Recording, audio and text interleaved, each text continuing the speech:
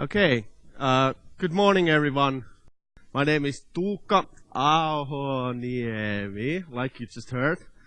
It's actually Ahoniemi, not so difficult. But usually foreign people have problems with my first name, Tuukka. It's not Tuukka or Tuukka. Tuukka actually means hair in Finnish. That's quite describing as well, but not my real name. First of all, this is not my actual job. I don't do this for a living. My primary job is acting in fantasy adventure films, but Disney is not paying me enough, so I gotta do this time to time to feed my family. I'm a technical trainer working in a company called Digia. So, what is Digia? Or Digia, how we correctly pronounce it in Finnish. Well, that's where me and 1,499 other employees work, and it's a software company. And around half of the people work with mobile technologies. So that would make me and 749.5 or something like that. People working with mobile technologies in all platforms. Traditionally, we have been a large Symbian house. We worked with Nokia since the very first Symbians, and since day zero, we've also been heavily involved with Qt on mobile devices. We've heavily been part of porting Qt itself to all the mobile platforms, and that's how I got interested to Qt through Symbian. And I mean, after Symbian, yeah, this is a road I'm gonna stay in, at least for now on. We're a Qt Alliance partner. Well, besides that, we're also a Qt training partner. So there's a small and really effective training team consisting of a couple of individuals like myself. And we, of course, deliver all sorts of Qt training, Qt quick training, but mostly we work on mobile platforms. That's like our specialty. And I'm not gonna tell you on figures and numbers and open positions and so on. You can go check our booth if you're interested in that sort of stuff. You can also check our booth for some demonstrations on what sort of things are we working with. But here, I heard you're for the training. Am I correct? Because so am I. So let's do the training. I shortly introduced myself, so now it's time for you to shortly introduce your name. So could you just say your name aloud? Like, yeah, like, yeah, what's your name? I didn't hear everyone's name. What's your name? Okay, good. So, where are you working? You can say that to the person sitting next to you. What are you doing? Okay. So, okay, I mean, yeah. You like to do this and that, but lately I've been doing more of this and that and so on. Okay, that's enough. Who considers him or herself as Qt expert? Okay, what are you doing here? Correcting me? Okay, yeah. Okay, who's a Qt developer?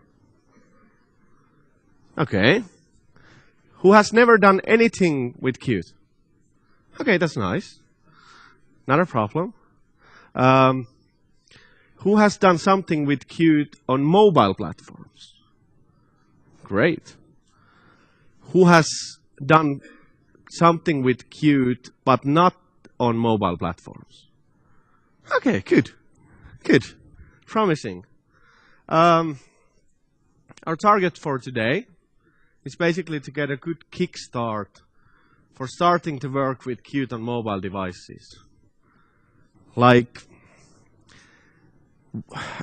this is well, an interesting training. We don't have any labs, so I mean, it's basically me giving this first talk like it was introduced, which basically lasts for 5 and 3 hours. So sorry, you'll definitely need to listen my Finglish for the next 5 hours and 20 minutes. Okay, for 30 minutes, I also have something extra for you. I have Austrian English by Andreas Jakob, he's from Forum Nokia, and he's gonna tell you, at the end of this session, he's gonna tell you on Ovi Store and how to actually monetize your Qt applications, or, you know, this stuff I'm not really good in. Like I said, I mean, Disney's not paying me enough, so I obviously have problems with monetizing. This is a training for developers. Okay, how many are not developers here? Yeah, well, that's okay, but you're trainers, right? Yeah, okay. How many are like project managers or? Okay, yeah, there's always a couple of project managers, but I think you'll be just fine. I will go into technical details. I will code, I will show you code. The memory sticks should have those codes for you. You have the slides. The slides have lots of technical details. But mostly this day is about getting a good overview on zillions of things that are related to mobile platforms and Qt. Okay, shortly on the schedule, we are divided into 4 90-minute sessions. This first one is Introduction to Qt on Mobile. I'm not going to code in the first session, so this is the project manager session. Not meaning that all the rest of you should leave, but this is like the big picture, what's happening here, what has happened, what's gonna happen. This sort of like getting an idea on the field here. And Andreas is gonna also be in the big picture. Andreas is part of that picture. Second session after lunch, we'll be going step by step. How do you work with Nokia Qt SDK? And this session includes recap on Qt Basics. Qt Basics in 15 minutes or something like that. I mean, if you're here for Qt Essentials, you're in the wrong room. That's gonna take 6 hours somewhere down there or up there. But this is just to give you something that you'll understand the things happening later today. So I'm gonna go through signals and slots. How do you work with Qt Creator? This sort of stuff. But it's not a Qt Basics course. Okay. Third session is an overview on mobile Qt offering. Well, no, mobile Qt user interface offering. We will compare QWidgets, graphics view, hybrid applications, Qt Quick, probably some prospects also. Like, if you would now need to do user interface for your mobile application, how could you do it? Or, I mean, what sort of approaches do we have in use, and what are the pros and cons for those? Finally, getting near the end, we'll have a session on mobility APIs. We'll see how Qt is being extended, especially towards services provided by mobile devices. Like, how do you use sensors, location, messaging, that sort of stuff. Okay. A bit of an extra motivation for you. I think you saw those booths there. There's a Forum Nokia booth, and if you go and show your mobile Qt application there during these days, you have a chance to win an N8 of your own to bring home to your kids or just to use yourself. But anyway, that's something to keep in mind, that if you already have done something with Qt and maybe with Qt for mobile, just go there and show to the people over there, and let's see how it goes there. Okay, that's enough advertising. If you have questions, do not hesitate asking.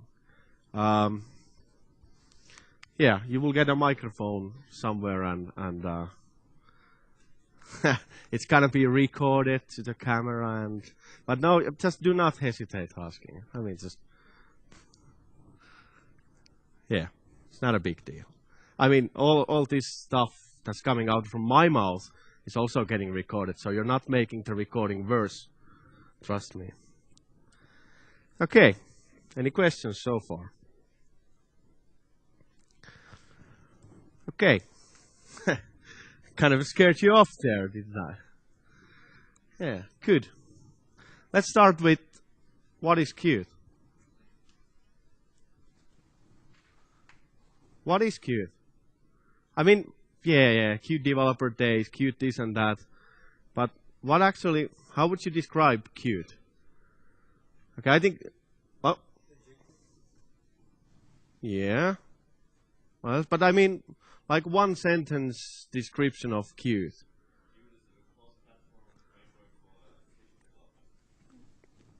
Yeah, Qt is a cross-platform framework for application development, right?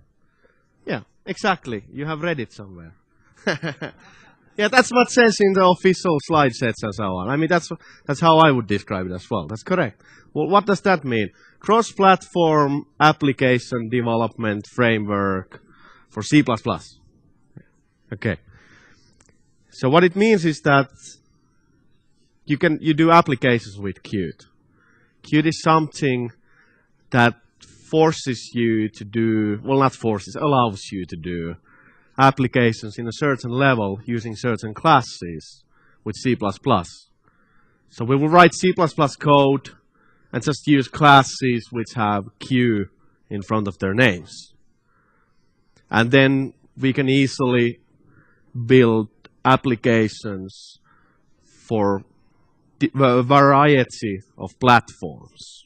That's what the cross-platform means. Originally, Qt was a framework for doing only the GUIs. And I mean, that's still something big. But it's not a GUI framework, it's an application framework. So you're supposed to do the engine as well with Qt. For instance, in the forthcoming MeeGo platform, the platform services are provided by Qt APIs. And actually, the user interface is going to be done with MeeGo Touch for handsets. So all out of sudden, basic Qt has become something you write your engine. And then on top of that, you have something you write your user interface. I mean, mobility APIs, that's also something heavily related to this. How can you write application logic that uses location or sensors? And that has nothing to do with user interface. So the idealistic purpose of the process of Qt's development is to be able to do everything using Qt classes. Okay, so what is Qt on mobile? Well, Qt's originally been around for zillions of years. Well, not really zillions, but a decade. For desktop platforms. And since the past, 2.5 years, it has been an interesting part of what you can work with in mobile platforms as well. It started with Symbian. So you can take your Qt code and compile it to Symbian as well. And you have the same application running there. Quite soon, we got Maemo as well. Okay, then we have Windows Mobile. That's been there also. And now, as Maemo is changing towards MeeGo, MeeGo is going to be there also. Different Qt platforms. Qt's been ported for Unix, Linux, MeeGo, which is based on the X11 port, Windows, Macintosh, embedded Linux devices. This was something big before Nokia purchased Qt. There was something called Qtopia. Who has heard of Qtopia? Or that, okay. That was then later called Qt Extended, but then they sort of like buried that part. Qt is still heavily used in embedded Linux devices. It has its own specialties, like its own Windows server and QCOP, the communication mechanism between processes, and that sort of stuff. But now the focus is mainly on, in mobile devices, it's mainly on Symbian and MeeGo. for obvious reason. Okay, what is Symbian 3? This is what you find. The picture you find from Symbian Foundations pages. What is Symbian 3? Okay, it seems to be the successor of Symbian 2 and predecessor of Symbian 4. Yeah, that's nice. And we now have Symbian 3, and N8 is somehow related to Symbian 3. But what is Symbian 3?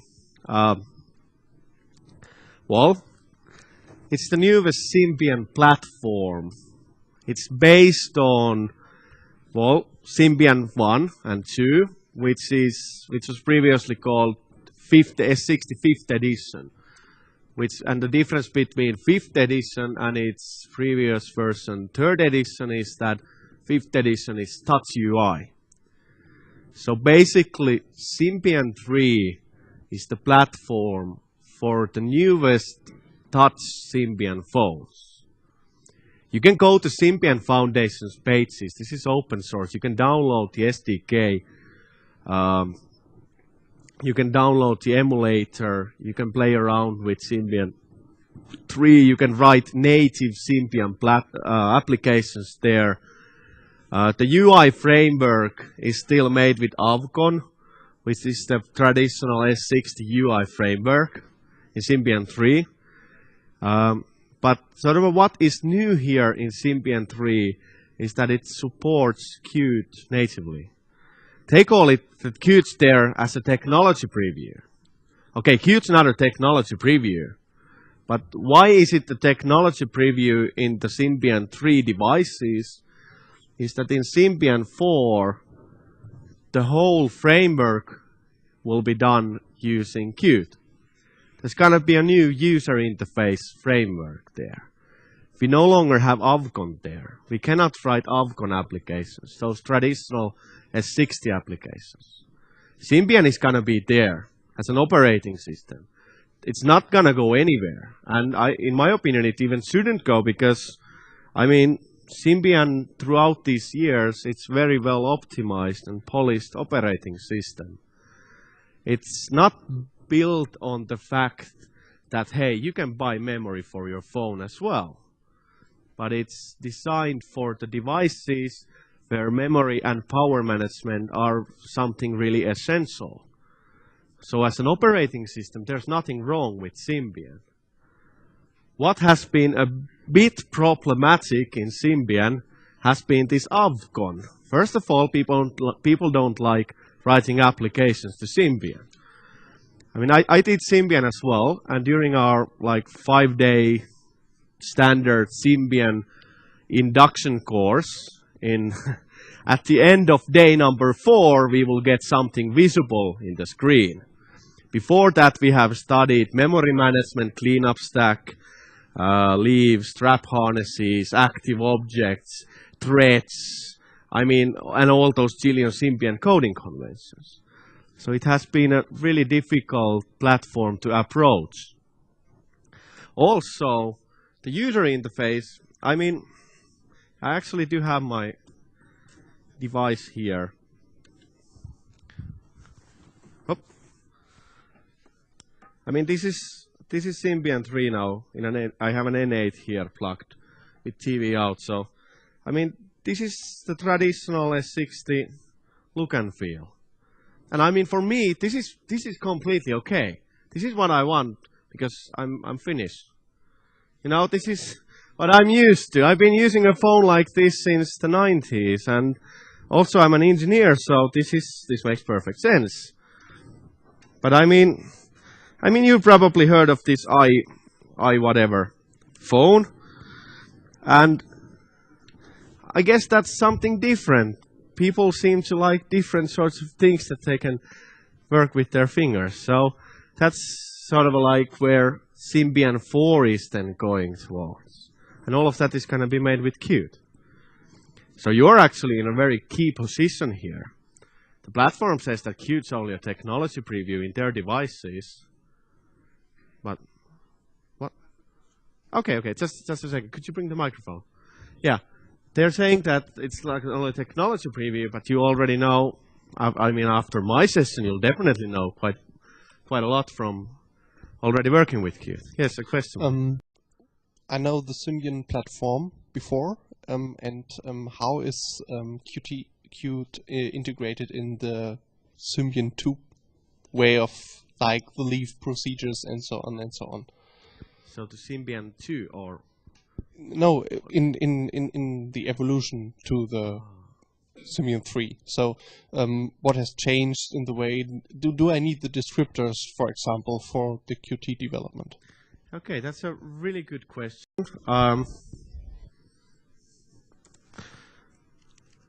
It's a good place to jump to this slide. We'll go back, don't worry. So this is like the offering for Nokia platforms in the future.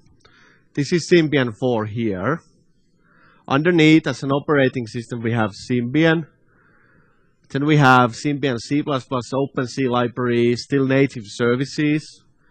We have mobility APIs and traditional Qt APIs. And on the top, we have the new UI extensions. So this is in Symbian 3. And now in Symbian 4. In Symbian 3, as a sidetrack here, we have Avcon still. But we do have Qt and mobility APIs. And previously, for previous devices, you can also get these ones with, for instance, using the smart installer, or then just installing them separately. So this whole porting of Qt for Symbian has been designed so that the developer only needs to worry about his Qt applications. So we're not going to code Symbian applications anymore. We can use Qt widgets even if we would write applications to Symbian phones that are 5 years old. We can do that. We don't need descriptors there, because underneath, in the implementation of the Qt APIs, we have descriptors, and all that's wrapped to the Qt APIs. So what comes to the evolution of Qt in these devices, it's theoretically we would not need to write any platform code. That's the ideal situation. And in most use cases, for simple applications, we do not need to write those at all. The Qt mobility APIs, however, are not finalized yet. So there are some use cases that are not yet covered by the cross-platform APIs. And in those cases, we need to do some workarounds still. But that's, like I said, only workarounds. Okay. Anything else?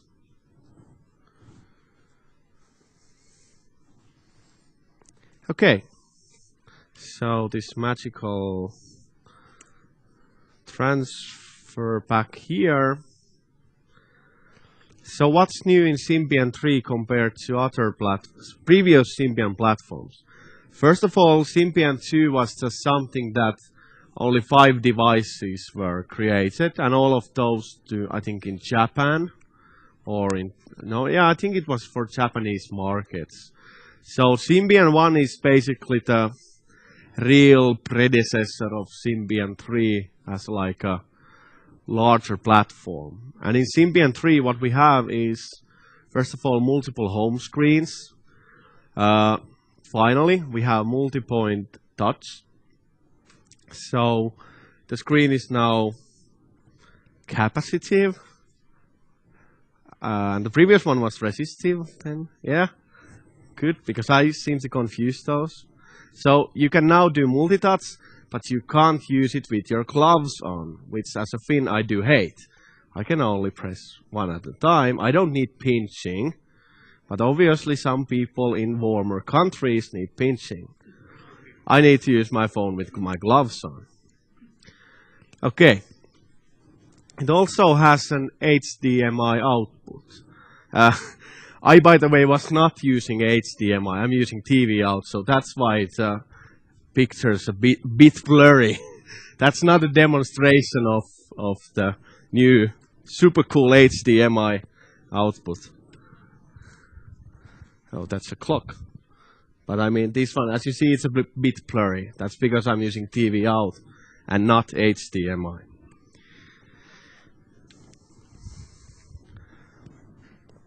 Also improvements on multitasking, graphics architecture, and for us, we of course enjoy the fact that Qt's included. So when someone buys an N8 or receives it as a free prize, having submitted or having shown his mobile application in the forum Nokia stand, the phone already has Qt libraries inside. So you can just install the Symbian installer package, the Qt application there directly. Okay, what's MeeGo then? Well, we have the evolution of Maemo devices. I by the way, do have this one, this 770. Yeah, you do have, yeah. That's a fun device, but I can't use it no longer because it doesn't communicate with my wireless access point at home. It doesn't understand. I cannot update it. Okay. Yeah, I could do that, but I can just use the N900. So I mean, just like, yeah, it's a fun device, but I don't use it. Yeah, but I mean, the first Maemo devices, they were internet tablets, and now then there was this revolutionary N900, which is the first Linux-based phone, or I like to actually call it like a Linux-based internet tablet with phone features. I don't want to call it a phone, because that's not why people usually use it. I mean, like nearly all my friends use it because, I mean, both of them are geeks. But, I mean, that was, again, a big hit in Finland, at least, in the engineering industry. Okay, but then there's something called Moblin, a product of Intel based on their Atom processor, mobile Linux, and altogether these will form MeeGo. Okay, this is not a course on MeeGo, but I do have a couple of slides on like what is the big idea here. Okay, first of all, Maemo, like I said, it's the original development platform for the internet tablets and mobile computers. And actually, those MeeGo devices, I think they're gonna be called mobile computers. So that's gonna be a more. I think Andreas will tell you a bit more on that. Like, what is the offering for what kind of devices, and what is the like target segments for different forthcoming devices or platforms. So this is more for mobile computers. MeeGo is for mobile computers.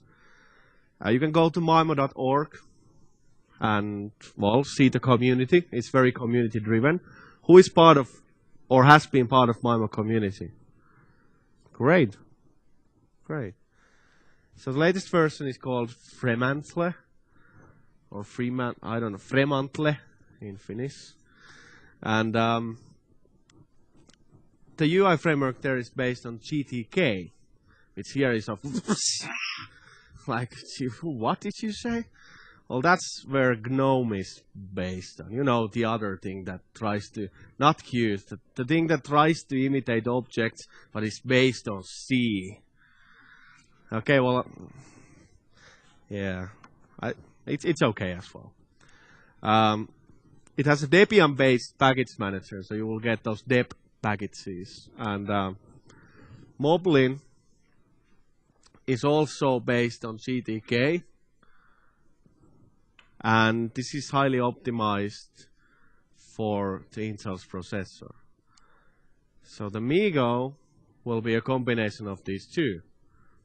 You will have sort of like the whole Maemo framework, or some sort of a collaboration of this framework, and then you will have nice processors there. I mean, that's like pretty much the idea. So what does MeeGo offer? Well, inside there's kernel. You can see there's dbus for communicating between processes. You have a set of services which are used through the MeeGo API. So there's going to be an API for using system services. And on top of that, you have different user experience frameworks. You have the netbook and the handset. The netbook is going to be based on GTK, but these are based on Qt. I mean, even the actual MeeGo APIs. So like I said previously, you're supposed to write the engine, the like native MeeGo engine completely with Qt. And then this handset's UI extension, which is actually called MeeGo Touch. You can find that one as well already. That's based on Qt's graphics view. Who has used graphics view? What? Who has used graphics view? Okay, phew. I mean, so many Qt developers and only a couple would have used. I mean, by using, I mean just like playing around or seeing. Yeah, but anyway, that's something that MeeGo Touch is based on. So, all sorts of different platforms, and here Symbian and MeeGo, and how about Qt in all of these, and Qt applications? Well, Qt is gonna be Qt in all these platforms. The idealistic slogan that I've heard all around is code once, deploy everywhere. And I mean that's pretty much the big idea behind the mobility APIs. They are not making Qt wrappers for Symbian and then separately Qt wrappers for MeeGo or Maemo, but they're making them directly being cross-platform. That's why that's like a big dinosaur that it takes some time to get those mobility APIs finished. Because the same API should also work in the Windows platforms. And in Windows Mobile, apparently as well. Okay, this picture again. Now because we covered this nearly already, we go this in a review. So we will have Symbian 4 and MeeGo, and most of the use cases in engine level you should be able to cover with the basic set of Qt APIs like Qt Network, Qt WebKit, Qt SQL, XML, these standard Qt APIs. Then for those more mobile services, you're supposed to use the new mobility APIs. A question? One of the issues to work with Symbian is to deal with certificates and capabilities. How Qt will help on that? A really good question, and we're actually going to cover that in more details in the mobility API session, but because that's like 4 or 5 hours ahead, I will answer you already now. The platform okay, the problem here obstacle here is that Symbian is a very secure platform. In case you wish to access certain restricted native services, like something that could cause loss of money for the end user, like using network, you will need to have capabilities.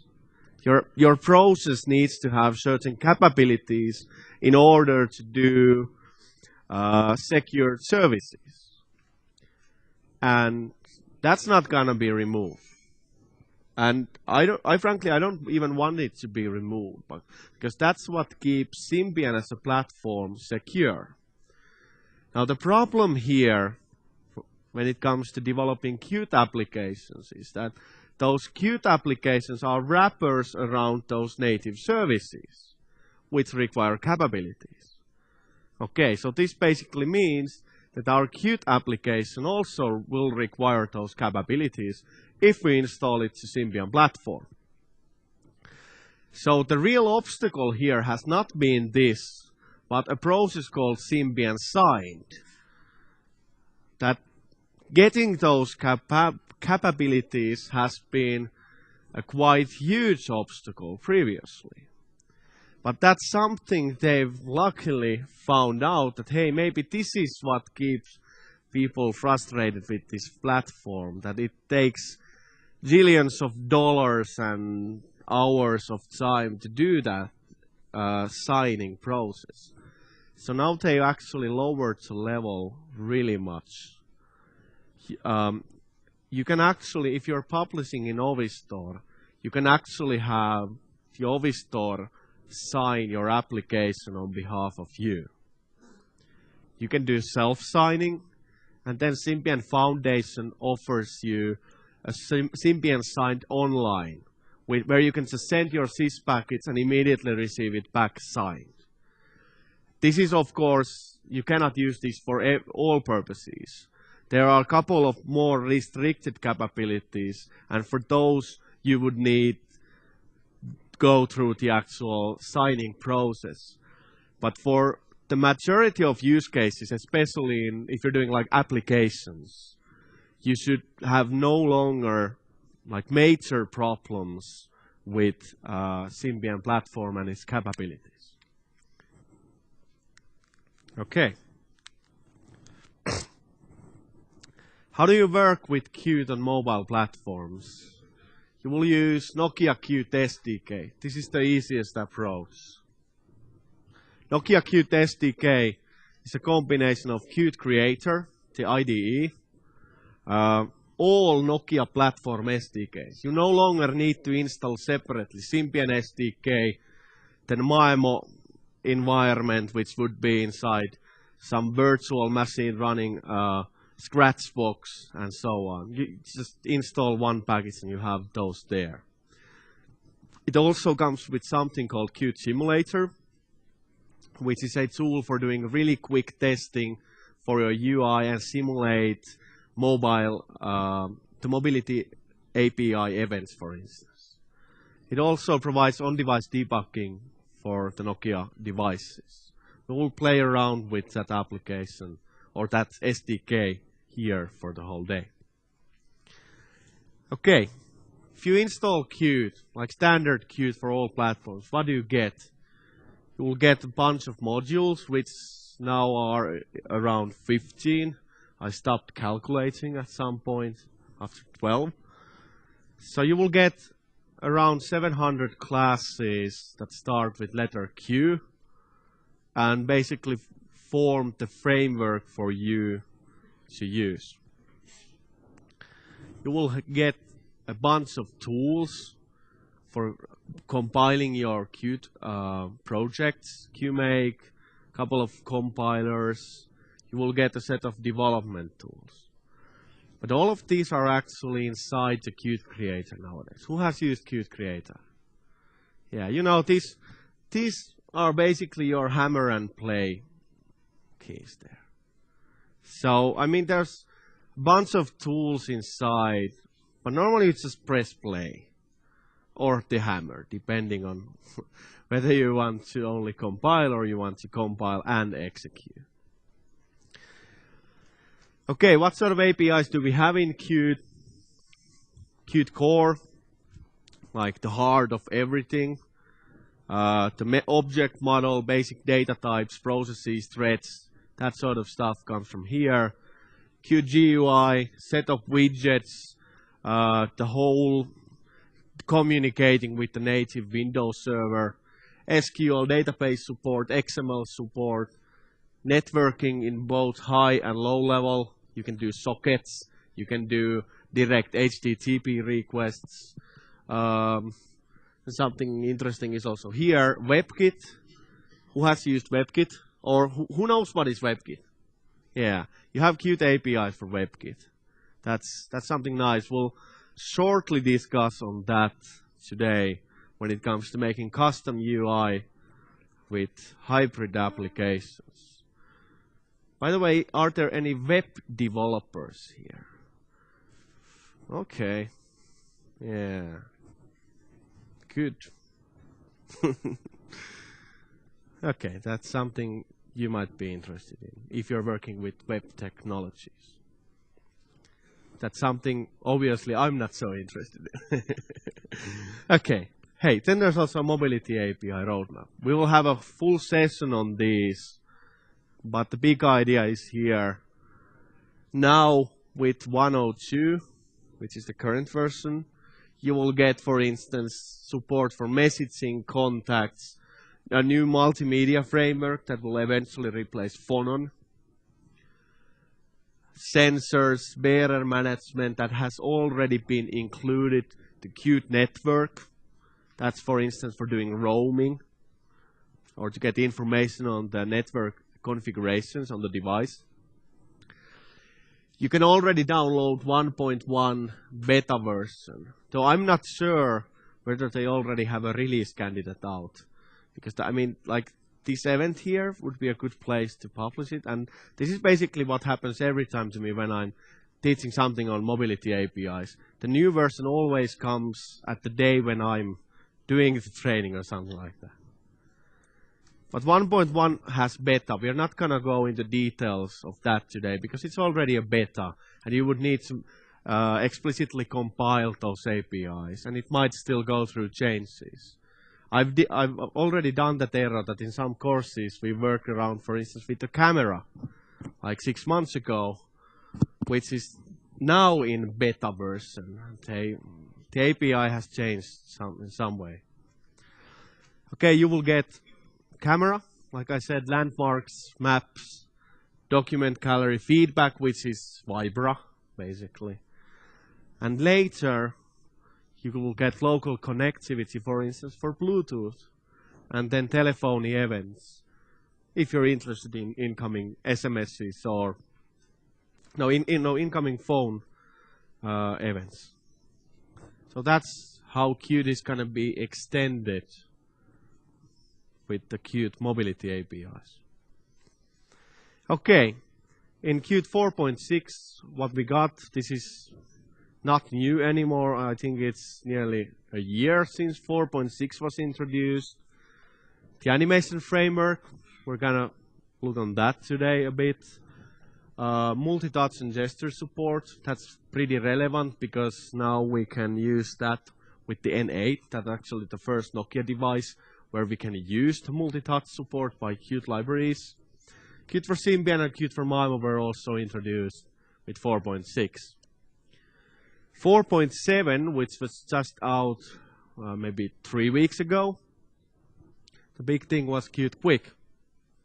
Like, it's Qt 4.6 plus Qt Quick. We'll discuss on Qt Quick today. Again, there's another session for Qt Quick, but we will have a quick glimpse on Qt Quick, haha. Like, let's say, 60 minutes, 45 minutes. We'll play around with it, and I'll explain you how Qt Quick is gonna work on mobile devices, because that's not there yet. I mean, okay, it's there yet, but not for, you can't monetize your Qt Quick applications, at least through Ovi Store, not yet. Okay, what's gonna happen later? You will get OpenGL also supported in Symbian. In Maemo that already works. But in Symbian it's gonna be there, but it's not there yet. Multimedia is gonna be replaced. The Phonon will be replaced by the new multimedia APIs, which are the class structure there is pretty cool. But at this point it's actually, well, it has still some problems with running out of memory, which of course is not a very nice thing. So it's not yet replaced, but it's gonna be replaced. You will get new mobility APIs. Qt Quick is gonna be improved. You will get actual components which you can use, not so that you don't need to build everything from the scratch. This is something we'll get back in the afternoon and so on. And Qt Quick is also, Qt WebKit is also something that is constantly being improved. WebKit is a project of its own, heavily improved. Qt WebKit is a project of its own. All those browser things, all those are gonna be improved constantly. And with Qt WebKit, we will actually get Qt Web Runtime at some point. That's for doing web runtime widgets. Has someone tried doing web runtime widgets already? Yeah. Those are like the things made with web technologies. But they're now in the phone, they're using the S60 WebKit. And later they will use Qt's web runtime. Okay. Shortly on Nokia Qt SDK. So this is available for all relevant environments, Windows, Linux, and Macintosh. But in Macintosh and Linux, you can't compile the Symbian. That's not possible. And Nokia Qt SDK is not gonna give you a Symbian compiler for Windows. So in those platforms, actually, you have something called remote compilation. You're able to do Symbian installation packages in Macintosh as well. But the compilation is just not happening in your computer. But your stuff is sent elsewhere for compilation, and then you will receive the package back. So you will be able to deploy, for instance, for the N8 using the Macintosh or Linux environment, but not compiling there locally. You would need a network connection. Okay. The purpose of Nokia Qt SDK is to have all these tools under the same one tool and all these platforms. So install once and deploy everywhere, or something like that. That's not an official slogan, by the way. You can compile, execute, and debug applications for all Nokia devices with just one click of the play or hammer or whatever. You can download it from forum Nokia pages. Well, you just Google it and follow those links, and you know.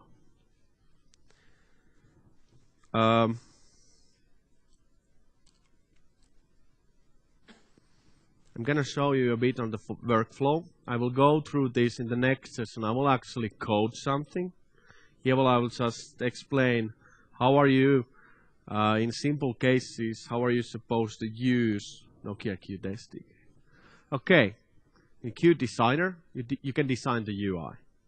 That's like a normal Qt. Then you code the logic. You add some custom behavior there. You extend existing classes by providing custom slot functions. You do connect stuff. You write code. I mean, that's coding. You can try it quickly in Qt Simulator, which is a desktop build, but basically acts like a skin of the phone. It's not an emulator. It's not a real phone. It's a desktop build that's imitating the look and feel of the phone. You can actually change the look and feel there, like instead of Symbian 3, I want to change this to non-touch Symbian skin. So you can like test some things there. But simulator in no means guarantees that it would look the same in the device. You will always need to try it in the device as well. So you plug in your devices. You select the target. Like now I want to compile to Symbian. Then you press play and be amazed of your awesomeness. Yeah, that's me using PowerPoint. Not officially accepted. Okay, I will shortly show you how this works. So during my trips to Sweden, I have had problems converting money from euros to Swedish national crowns or something that for I don't know why, but they do not want to use euros. So I've designed myself a converter for currency for my travels in Sweden. Okay, so I basically dragged and dropped the UI components here.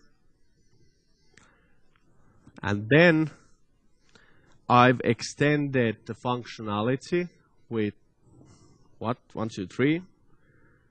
3 slot functions that, well, what do these do? These just ask like, what is the value in this box, and then calculate the conversion and say display it in another box. So like a pretty simple application to code. And I have connected some signals to slots. So whenever I change some value, the calculation will be redone and so on. So I can now execute this in Qt Simulator. I'll select the simulator and press play. So it will actually do a desktop compilation now. As you see, it's a skin of a device. I can rotate it here. I can actually play around with it. Okay, Euro is getting weaker. Or, I don't know. Or something is happening in national currency markets. And, yeah, well, you know. It works here. I can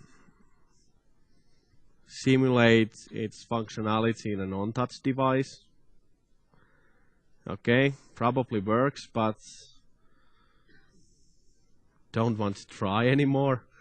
How about in 5th edition phones? Yeah, seems pretty okay. And then I can simulate some stuff like, what's the battery level? Okay, now we are starting to run out of battery, but my currency converter still keeps going. Yeah. I mean, okay, these are probably relevant to some other applications. I think nothing has ever happened. Yeah. Okay. Then my N8 is here in the connected with USB. I have installed Ovi Suite. Well, actually, I'm using the older one, the PC Suite. But you're supposed to install Ovi Suite to handle the communication between the phone and the PC. And then, well, I'll select Symbian device and press play. And okay, now it's actually executing Symbian compilation process. So this is gonna take a while. And while we're waiting, Andreas, you can already come here. You will have your spot in right after this one. Okay, so now it's doing the compilation, and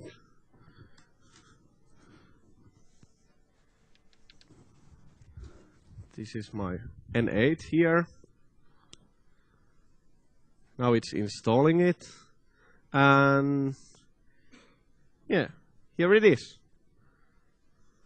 Yeah, now I'm ready to travel to Sweden. Okay, so this is what we will actually go through in very details in the next session. So, this is like pretty much the overview on what has happened, what's the situation now, what's the purpose of Nokia Qt SDK, and what's going to happen today. And now, Andreas here is going to continue with the next 30 minutes on how is this all related to Ovi Store.